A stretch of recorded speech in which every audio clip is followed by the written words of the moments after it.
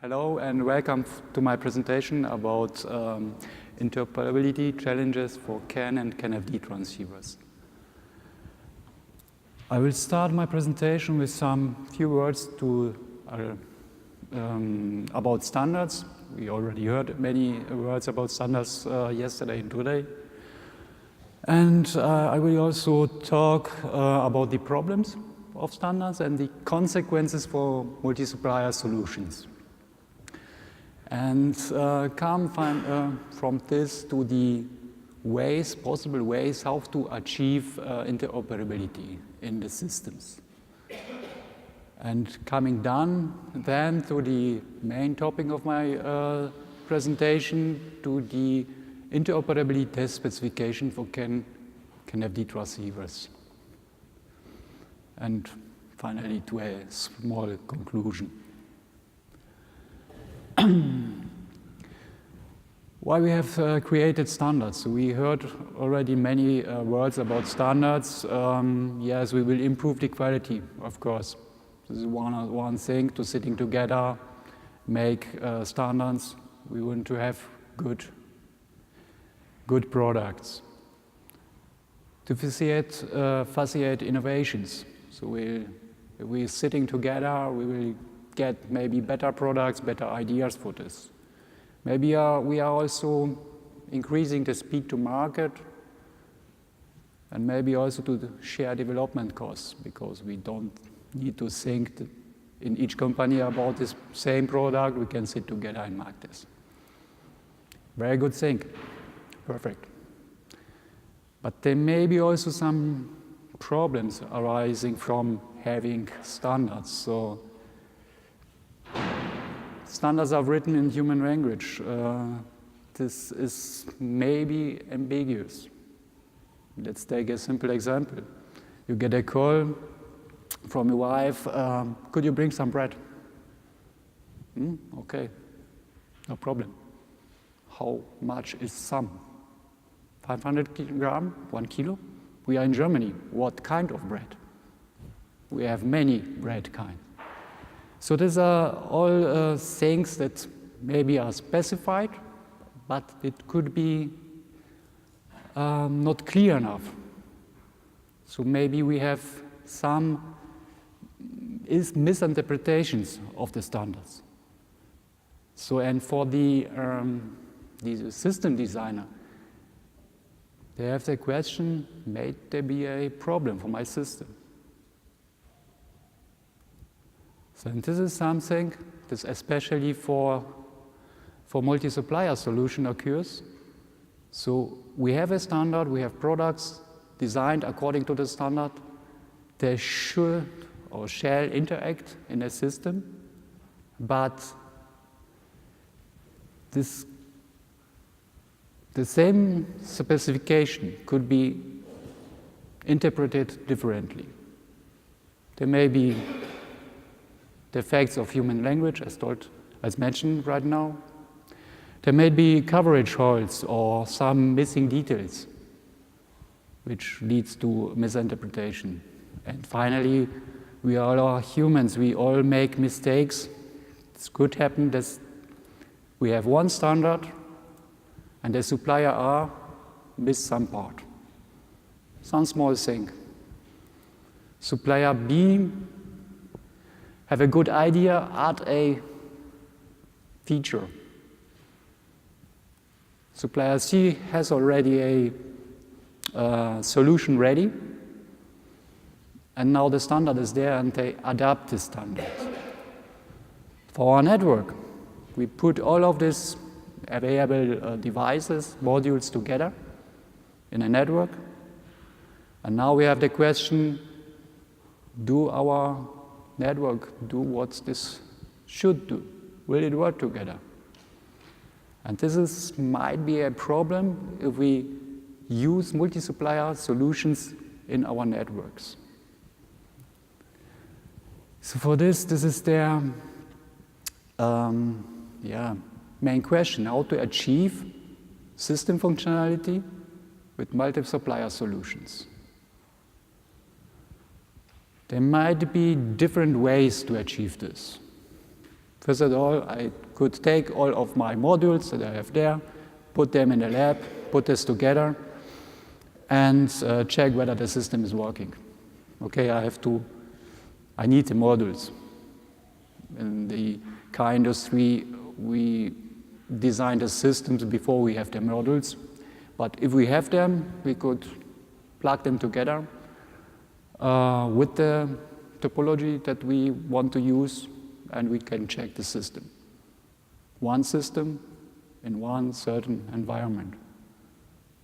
Benefit is quite easy, but each system needs to be checked, and nearly each option of the system. The next idea would be to check all combinations of the devices. Okay, it's fine, but with each new component, the number of combinations increase rapidly. So finally, there's one third option to run some tests. Predefined tests, a conformance test. This is already established by the ISO for CAN-FD transceivers, CAN selective wake-up transceivers. This is the ISO 16845-2. We can check all of these physical parameters, all of the thresholds, all of the timings, etc. All these things are described there. But to close the gaps, whether these devices will work properly in the system, we could also run an interoperability test where we have a predefined environment and check the behavior of the devices within this environment. The benefit will be we have two tests for each device, for each product, and that's all. So from our opinion, this is the way which could be used. Just a few words. What is the difference between conformance testing and interoperability testing? Keep it simple. Conformance test is just to test whether it looks like specified, behaves like specified. For the interoperability testing, we will check whether the components interact, communicate together. So this is the basic difference. I think the conformance test specification is on a good way, so I will skip the introduction of this. I will spend some words to the interoperability test specification. So the scope of the specification is to define test cases and test requirements to realize verification of CAN transceivers regarding the interoperability in a system, with the goal to increase the probability of collaboration of different CAN transceivers within CAN systems. And contrary to conformance test, the interoperability test will be run in a predefined reference environment. These are system tests. This is not anymore single device measurements like in the conformance test specification defined. So the transceiver that we have addressed by the test are all kinds of physical CAN transceivers. So classical CAN with 500 kilo or CAN-FD with or without wake-up capability, with selective wake-up function, also with selective wake-up function tolerant to CAN-FD frames. All of this stuff is described in the specification. The bit rates, we have heard about different bit rates right now from and here we also cover the classical world with bit rates up to 1 megabit. This will be checked in the 500 kilobit environment. We also cover the CAN-FD devices up to 2 megabit in 2 megabit environment, not surprised. And 5 megabit are splitted in 2 megabit environment and 5 megabit environment. The reason behind this is that many OEMs are thinking about this using for 2 megabit systems 5 megabit devices. The performance of a 5 megabit device is a little bit better, so they have some time win for their systems or for safety. Okay, how does the environment look like? We have a standard topology defined with 16 nodes. We have each node is considering some software, some microcontroller where the software is running, and we have applied to each of the 16 nodes our IoT, our device under test, here called as TRX. We have 16 of them. We have also applied a capacitive load, we have termination, we have at some places also common mode chokes in the system, real cables, real lines, so we have really a system here. We run the communication, round robin. Each of these modules have to send something. We have this with and without arbitration. And we bring some stress to the system. We have on the one side ground shift, which we applied at any of these modules at one time, and repeated this and repeat for the next modules. And we also inject some bus failures. I will come to this in the next pages. And finally, we make this test twice. One so-called homogeneous system, where just the IoT is placed in the system. And the second is the heterogeneous test, where we have dedicated reference devices, and the new device under test has to be checked against these reference devices. So what is the focus of the tests?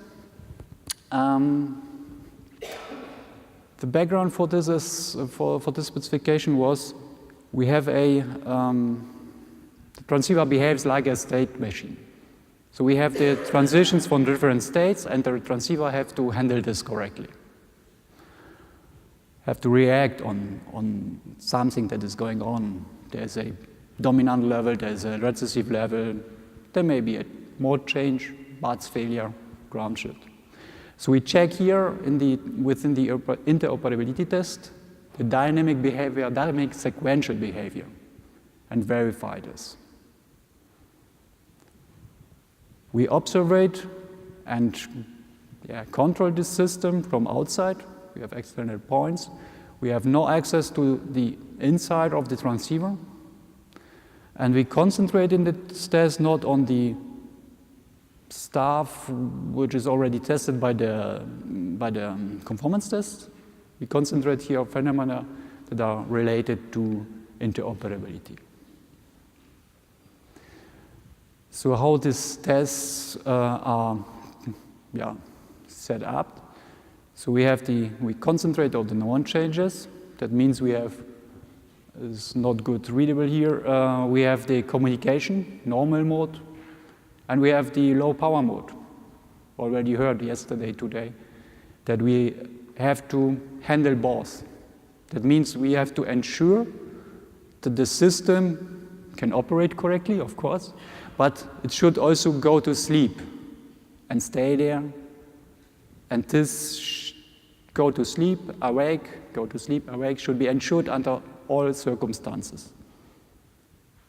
To guarantee this or to check this, we have defined 7 different so-called test flows, main test cases.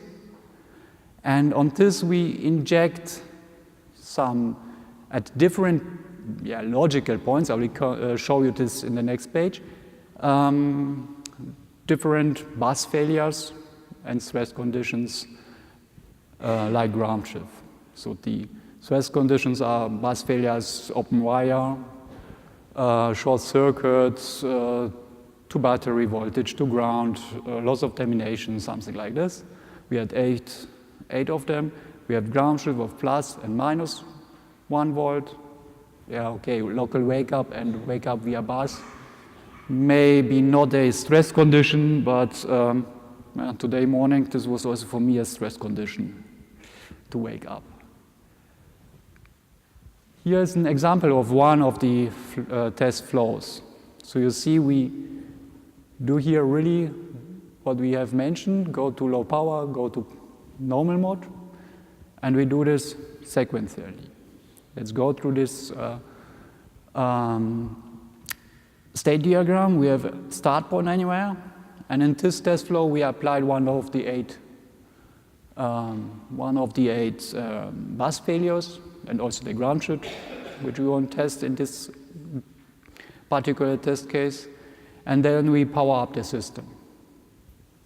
We start communication, but we do not think that there will be something, or there's no judgment criteria for this, what should happen if there is a failure on a bus. So we have no verdict on this checkpoint. Then we take the failure away and again start the communication. Here, of course, it is expected that the transceiver communicate correctly, that the system is working, because the failure is away. So the transceiver should work correctly. So this is our first verdict point. Then we go to low power, and we check whether our system with all 16 nodes is sleeping well.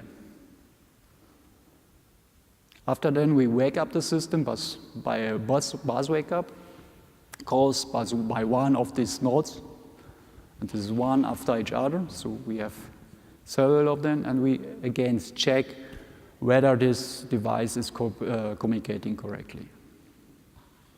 And as I mentioned, we do this 7 times. So we have 7 different scenarios where we are very sure that we meet nearly every possible scenario in the car and in industrial application.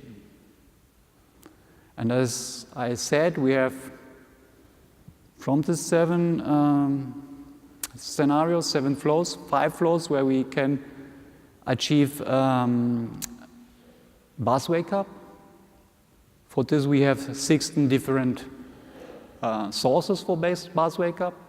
We have 3 ground shift values and combinations of all of this. Every node have one's positive or one's negative ground shift. So we have 33 scenarios. And we have 8 bus failures. So each of these wake-up scenarios, each of the ground shift scenarios have to be run on each bus failure. So in sum or in all of the combination leads to over 20,000 test cases. Okay, 7, 2 are missed. There are 2 scenarios where bus wake-up is not possible because we are in low power mode with a bus failure, so how this wake-up via bus should work. But nevertheless, the host have the control over the transceiver. So if the host requests a wake-up, the transceiver should wake up, try to communicate, but so what? They have just to wake up. So for this, we have also in these combinations over 500 test cases. Then I already mentioned that we have homogeneous and heterogeneous networks. So we run all of these test cases twice. So we have around or more than 40,000 single test cases with several verdict points. And if somewhere there is something wrong, then we have to search what it is. Talk with the supplier. There is no certificate for this. So we presume that we have achieved a good test coverage by this interoperability test. And as a conclusion, all these standards, weak passages that could be misinterpreted and could lead in application which are equal but or similar but not really equal, can be checked by these two tests, by the conformance test and by this interoperability test, to guarantee or to ensure the interoperability of the systems. Finally, some words. I mostly talk we. What is we? Not only CNS group. We have also asked many technical experts from semiconductor vendors, from OEMs, and ask them for their opinion, for their inputs, work together on this specification. We published this specification also in the draft stage on our webpage and ask worldwide for feedback. This specification is right now also published on the webpage from the CNS group and can be downloaded, and if there's any feedback, even if this is a released version right now, you're welcome. So, thank you for your attention, and if you have questions.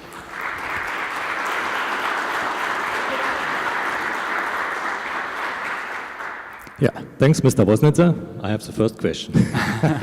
You are not over. Yeah, the main challenge of transceiver is EMC and ESD. Yes. But normally the functionality is very simple. Do you ever detect a failure in your conformance test with high-speed transceiver? Yes, we do this. We have done this in the past, so this is not the first interoperability test system. We have also such a system in the past, and this worked nearly in the same way. We have also network with 16 nodes, etc., with all of possible failure conditions, scrumptious, etc. And yes, we have found errors, and we found errors as well as for the heterogeneous tests, but also for the homogeneous tests. So there are devices that are not interoperable to each other. Same device. Thank you. I also wanted to ask this question, so you found something, it's okay.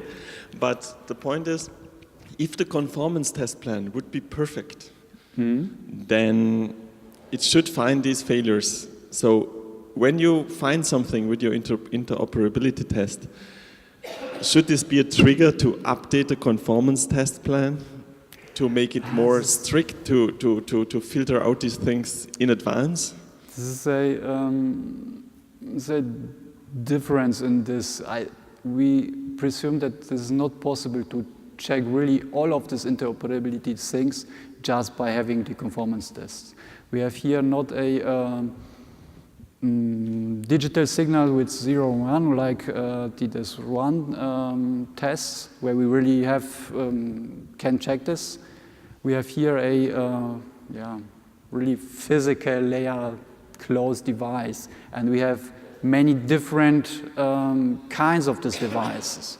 They are also not everything is specified what these devices could do. Of course, the ISO specified there is some low power mode and there is some kind normal mode. But it is not specified that there is an RxTX or whatever. There is not specifying any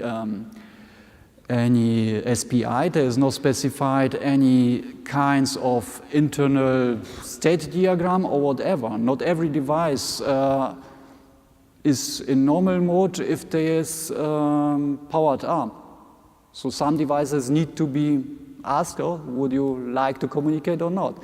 All of these things are not specified in the ISO, because the ISO specifies the bus side, not the behavior of the transceiver, or SBC, or whatever we get there, which should behave like CAN. Sorry. And for this, there are many expectations from people that are using this for their systems, but things that are not possible to be specified and also not put in the conformance test specification. And for this, we need something to close these gaps, that the devices are working like specified. And we also adapt for each device our tests to the device specification. What are there, the timings, etc. Okay, I have another question. Since when is the interoperability test available as it is today, and how many transceivers have you already tested? So available, this is from beginning of this year, since January. And I do not test them. This is my colleague, so I have not the number in mind, but some are already tested and the reports were sent. I think one hand is enough for the moment, but we have requests for products that will be finished within this year, so this number will increase.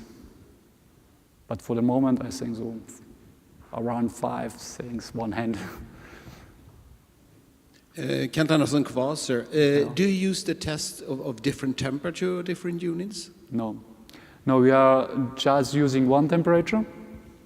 All of these temperature-related parameters are tested already due to the conformance test. So we here concentrate on the functionality of the state machine inside of the transceiver. So this is quite similar to the 16805-1 for the controllers. So we concentrate on on the functionality only, not on the parameters.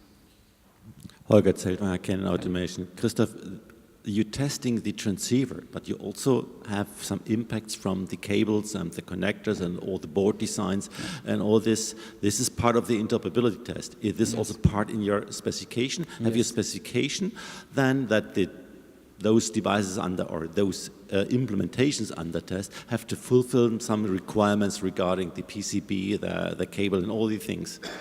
So we have all these cable things, all of these parasitic or passive components, capacitance load, common mode chokes, etc. All of these things are specified in the specification with, so that you already know what is there. And the modules are ready, so we just set up a adapter for the transceiver or SBC or whatever we get. But how you can do that, because we have no specification for the cable, we have no specification for the devices, and you're testing against theory. Your theory. It's not a practical test. Interoperability test is some real-world test. This means we need to test against a specification. We have not seen, maybe you can use it to the J2284-4 document. There is some definition. There are other definitions in other documents from JASPAR and from CIA, but this is not harmonized in the moment. And then interoperability test is, I don't need this. If we don't specify it, because you test against something what is not specified.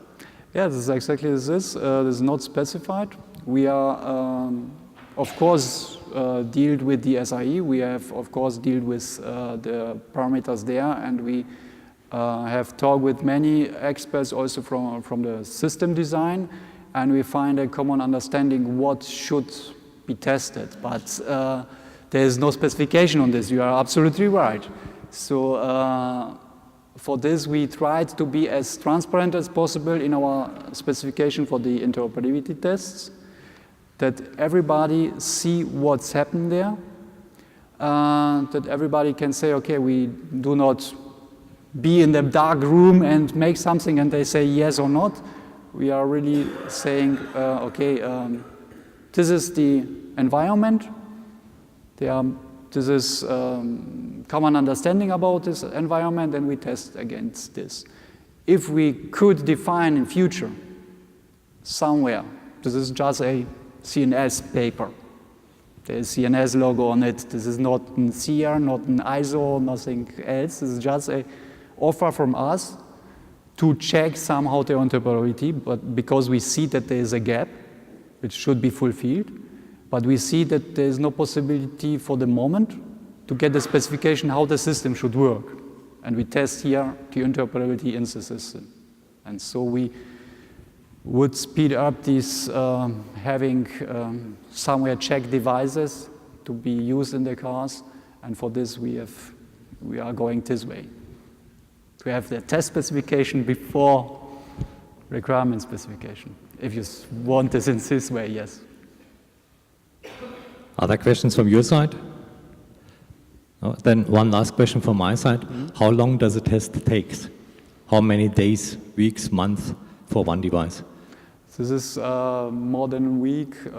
I think shortly before 2 weeks we need for the tests.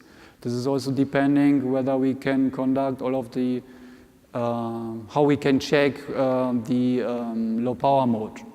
Not every transceiver have an inhibit pin, so then we need to measure the current. If we are able to measure the current directly with our boards, that this is a little bit faster. If this is not possible and we need for this special device to measure this with an external device, data acquisition unit, etc., then it takes longer because we need this interaction with the external device. So this is really depending also on the device, but more than 1 week, 2 weeks, it's realistic. There are many test cases and also setups. And of course, we have transceiver. Each transceiver speaks another language. If we have SBCs, we have SPI, we need to set up this. So this takes also some time for the setup of the test. Thank you very much.